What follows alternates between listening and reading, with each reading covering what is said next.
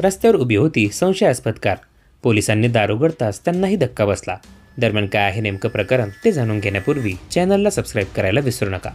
तमिळनाडूतून एक धक्कादायक घटना समोर आली आहे. येथे राष्ट्रीय महामार्गावर रात्रभर एक कार उभी होती. दुसऱ्या दिवशी स्थानिक नागरिकांनी पोलिसांना या संशयास्पद कारची माहिती दिली. माहिती मिळताच पोलिसांचे पथक तातडीने घटनास्थळी पोहोचले. त्यांनी कारचा दरवाजा उघडताच त्यांना जबर धक्का बसला. पोलिसांना कारमध्ये 5 जणांचे मृतदेह आढळले. पोलिसांनी सर्व मृतदेह शवविच्छेदनासाठी शासकीय रुग्णालयात पाठवले आहेत. मिळालेल्या माहितीनुसार ही घटना तमिळनाडूतील पद्दुकोटे जिल्ह्यातील आहे. मृतांमध्ये 3 महिलांचाही समावेश आहे. हे सर्व एकाच कुटुंबातील होते.